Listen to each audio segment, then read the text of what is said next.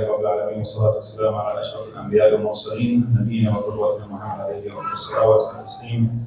اللهم علمنا ما ينفعنا وانفعنا بما علمتنا وزدنا علما يا رب العالمين. السلام عليكم ورحمة الله. First of all, it's the least original thing to tie my last name to a pasta. I've heard that like a trillion times. So find a funnier joke. No, I know it actually happens to me every day.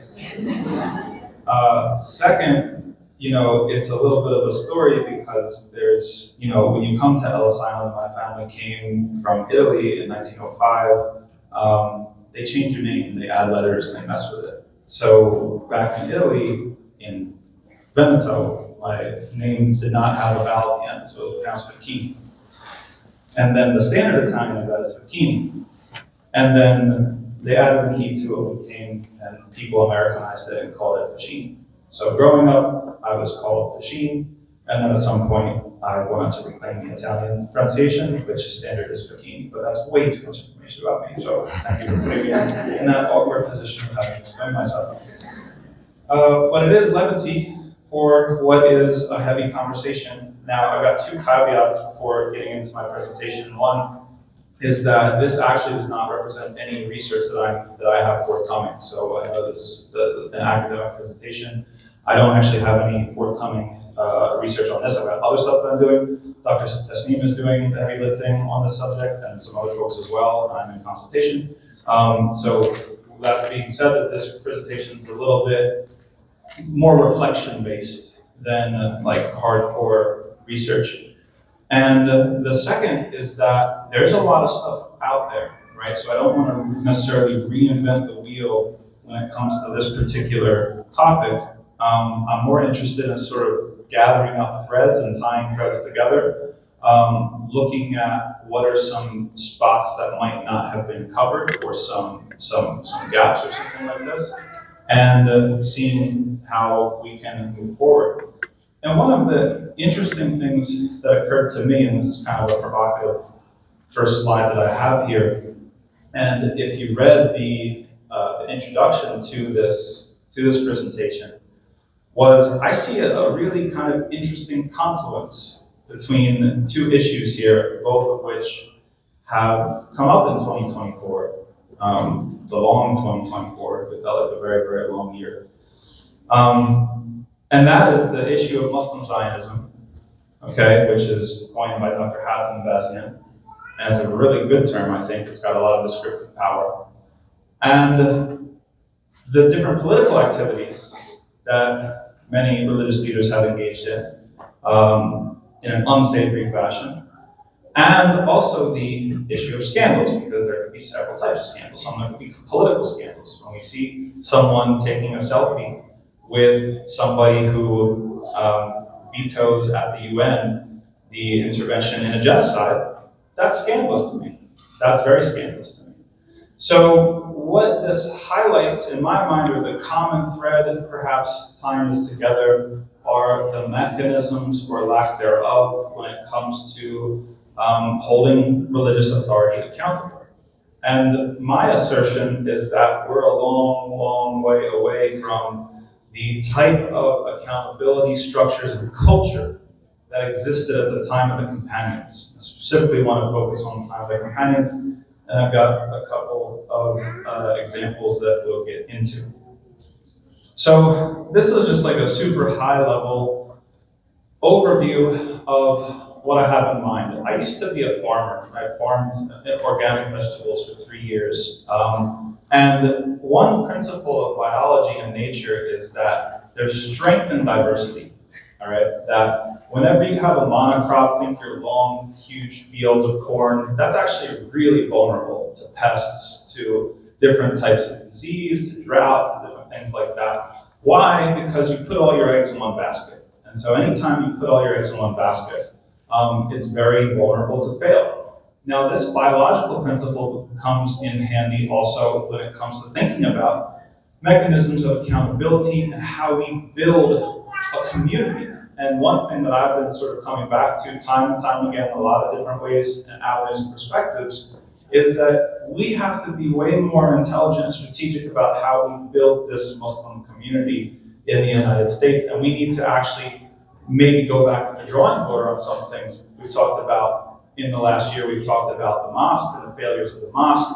We're talking about imams and the failure of the imams. We're talking about even the nonprofits and those failures as well. So when it comes to thinking about how to intervene, you almost need like multiple exit ramps or multiple points of intervention. And if you put all of your eggs into one particular point of intervention, then you make it such that the system's very, very easy to fail. And the results that you want are very, very easily not achieved. So the analogy extends to this particular situation where if we're only expecting, right, self-intervention, we're only expecting religious leaders to be able to intervene in themselves and muster up the willpower to stop whether it's a political scandal or this scandal or that scandal, then we can probably expect a whole lot more scandals to be coming down the road, right? So really there's kind of big buckets or high-level different ways of building a community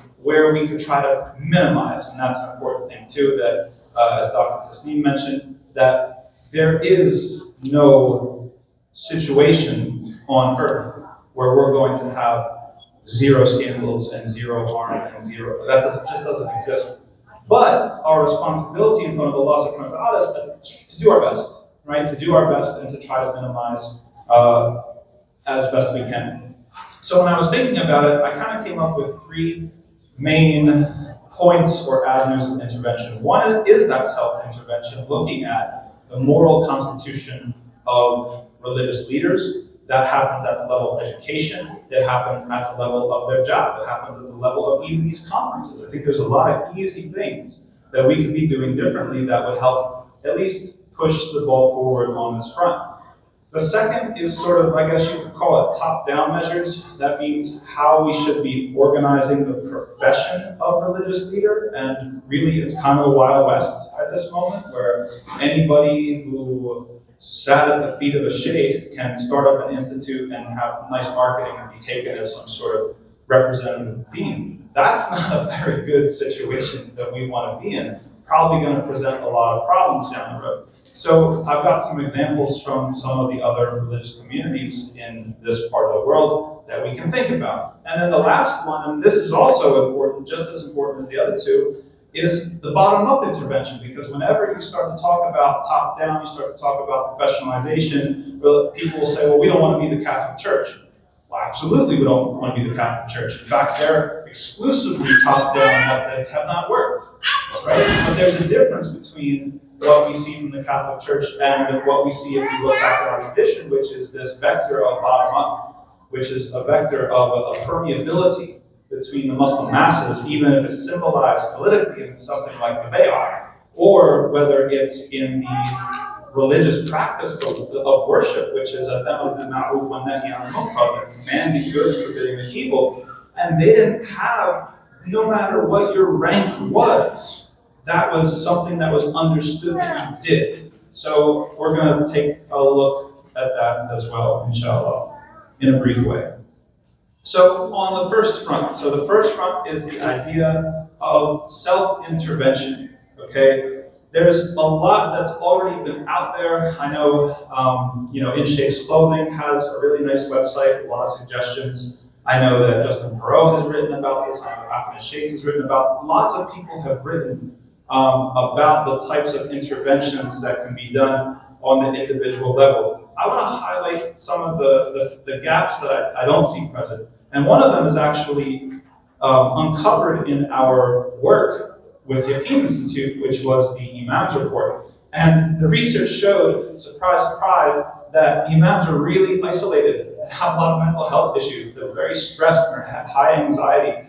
And this is actually a contributing factor to unsavory situations and potential scandals, that you have people that are on the edge, their marriages are stressed and falling apart, that this can create an aggravating factor, a contributing factor to problems. So, you start to see how everything is connected, where the way in which we treat our imams and the way in which they have mental health services and they have relationship services might actually also contribute to their ability to serve the community appropriately in extreme cases. And that does not minimize their responsibility or their duty to intervene in themselves, but it's just looking at, again, with ihsan, what is every possible thing that we could do, what is every possible point of intervention that we could make that would potentially bring about better results. Another thing that is really, really lacking on this front is mentorship programs. And I know that that was referenced earlier as well. Now, this is something that starts with Islamic education. Islamic education, even in much of the Muslim world, is very secularized. You know, I went to the Islamic University of Medina. Yes, you learn Islam, and I studied Sharia, but the method of education is a very secular, modern model of education. You're sitting in desks, you have periods and teachers and homeroom, and nobody's checking on if you're making night prayers. Nobody's checking on if you're doing extra fasting. This whole element of sort of building up a moral capacity is something that is kind of ignored. Or let's say this, you're left to figure it out on your own. And when you come back and now you're an imam and you're a representative of a community or a religious leader, you are again kind of left on your own to seek out a mentor, to have relationships with people that are going to be able to hold you in check and also just put more fuel in your tank.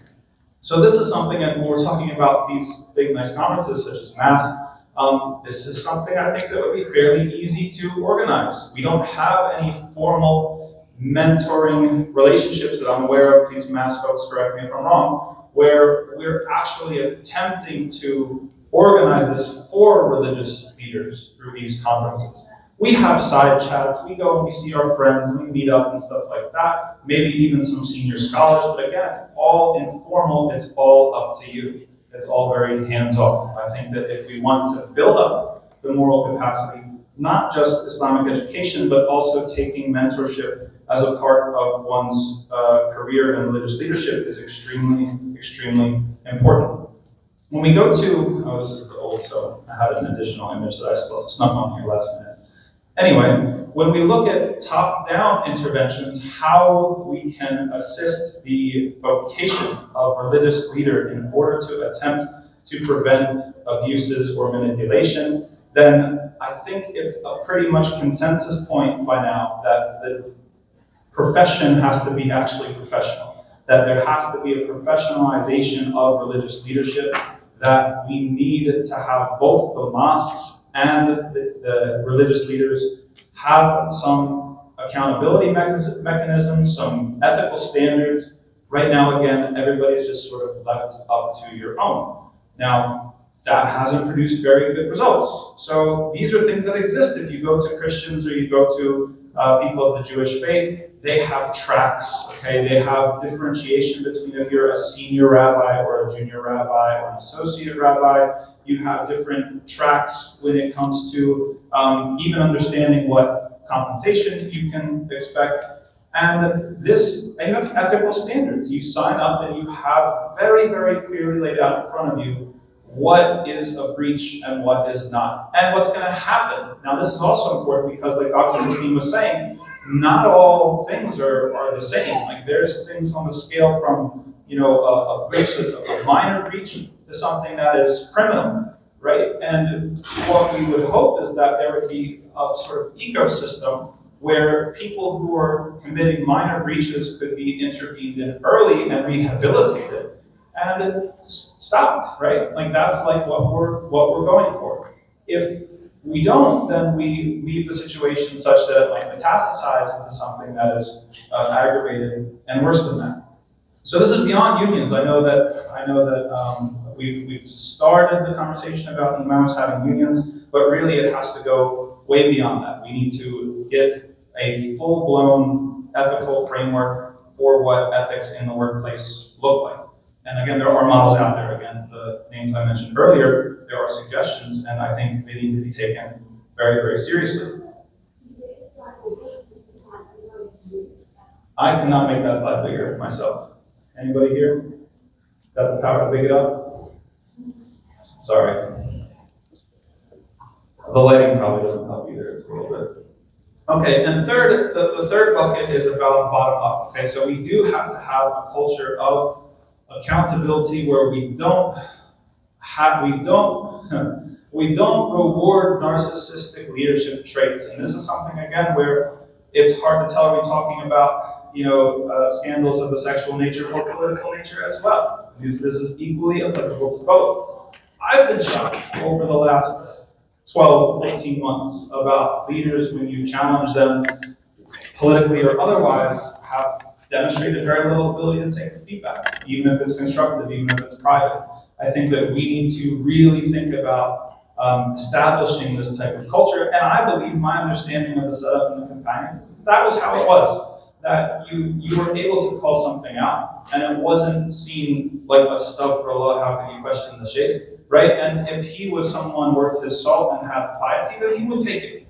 And if it were valid, then he would take it and he would say, yeah, I'm not a perfect person, I'll try to do better next time and try to be good on that. Now, this is actually really significant theologically as well.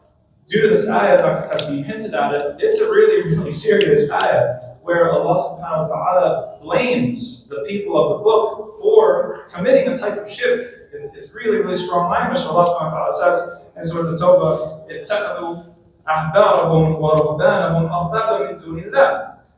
Now, the story behind this ayah is even more important to illustrate. And by the way, the translations, like they were taking their rabbis and their monks as lords instead of Allah subhanahu wa ta'ala. This was revealed, when this was revealed, I should say. There was a companion that was a Christian before, and he accepted Islam. His name was Ali ibn Hatim, and he said to the Prophet sallallahu alaihi wasallam, and I quote, he said, oh, actually, no, he used to, I think actually even the Prophet sallallahu alaihi wasallam noticed back before he accepted Islam, when he was still a Christian, he had a silver cross on his neck. And the Prophet ﷺ, mentioned, this is what happened. He saw the cross and he recited this ayah, and then Ali he says that they weren't like lam ya'buduhum. It's like they did not worship them. He basically is contradicting the Prophet of Allah. He's saying like, no, they didn't, which is kind of wild. But the Prophet ﷺ, instead of responding with, how dare you question a Prophet of Allah, like he actually explained and clarified, and he said that no, they used to make permissible that was impermissible, and the reverse, they used to make impermissible that which was permissible, and you followed them in that. You followed them in that. So Allah subhanahu wa ta'ala is equivocating two things here. You following leadership in something that is disobeying Allah and is a theological mistake is something that you're also responsible for too. If we're going to perpetuate a type of leadership culture where leaders are beyond reproach and you can't say anything about them or to them or anything, and you follow them in that, then you're also liable as well. So this is really, really serious stuff. Another ayah to consider. Allah subhanahu wa ta'ala said, لا يحب الله الجهر بسوء من القول إلا من ظلم. So another thing that Dr. Tasneem was mentioning about sort of defaults and exceptions. So there's a default ethic here in Surah An-Nisa. Allah says that Allah doesn't love that you spread apparently, evil of speech or evil speech unless you're oppressed. Unless you are oppressed. If you have been harmed, then you not only can, in many instances, to prevent harm, you probably should. So these are, again, ethics that we should keep in mind when it comes to realizing our particular duty, that bottom-up vector. And the last thing is I like the stories where the companions threaten violence against each other, just because I think that it's fascinating. It's very different from our super polite culture that we have of niceties, where the companions were really serious about Islam. Like, they were more serious about Islam than they were about your feelings or their feelings or their egos or anything like that. And so there's several examples, like we can look at the succession speeches or accession speeches of Abu Bakr radiallahu anhu, when he became the Khalifa. And he told the people, first of all, I'm not the best one of you, which is crazy because it's Abu Bakr. Like, yes, you are. Actually, there's ijma' that you are. But anyway, and then he said, if I disobey Allah, don't obey me and set me right. Now, when it got to Umar, it's even crazier. So Umar, after Abu Bakr became the Khalifa, and he said to the people who were making the bay'ah to him, what would you do if I leaned to the dunya like this? And he like gestured with his head. And the companions brought out their swords. They said, we would strike at your neck like this. So that's Umar ibn al-Khattab. Like that is how seriously they took this deen. It's really remarkable. And so just to think that there is an important role for the jama'ah, for the ummah to play when it comes to accountability and establishing this culture of accountability. There's other examples as well. Like when Umar ibn Khattab heard someone reciting the Quran in a different way he wasn't used to, he was ready to drag him. Actually, he did drag him in front of the Prophet ﷺ and ask permission to, separate his head from his body. Right? That was how serious they took Islam. So, all to show, and there's tons of examples. What I want to say, and I guess I'll end with this, is that we need to be super careful that we don't nurture a disease, which is narcissistic traits of leadership. That if, we do a really good job in the Muslim community. I've been Muslim for 14 years, almost 15 years. We do a really good job in the Muslim community of saying the right thing, okay? But sometimes the follow-through isn't there. So we say that everybody can make a mistake, everybody can fall into sin, your scholar can fall into sin. But then we don't act like it's possible, or when it happens, we act like we never expected it, first of all. And then often, we don't take the proper measures to attempt to intervene when we should, and then it actually gets worse than it probably even had to get in the beginning. So, just coming back again, here's the high-level review. This is like a typology. I'm thinking about high level. I want our community to succeed. I want our mosques to be thriving places where everybody feels valued and can connect to Allah subhanahu wa ta'ala. I want these conferences to do more than just networking and fundraising. I want our organizations to really move the needle when it comes to the Muslim American community. And I feel like we're really at the precipice of something. I honestly feel 2024 has put everything into perspective and ripped a lot of masks off, politically and otherwise. And I feel that this community, if there is such a thing as one Muslim American community, we're ready for another era, and we're ready for another level, and another level of institution building, and another level of upping our game, so that whatever comes next, the life at the mosque, the life in the NGO space, the life everywhere is going to and should and must have, we must do better. We just want to do better. That everything that we do, we want it to be better than what we did before, and we thank those who came before, but of course, we have a responsibility to push this forward. Allah knows best, so thank you all for coming.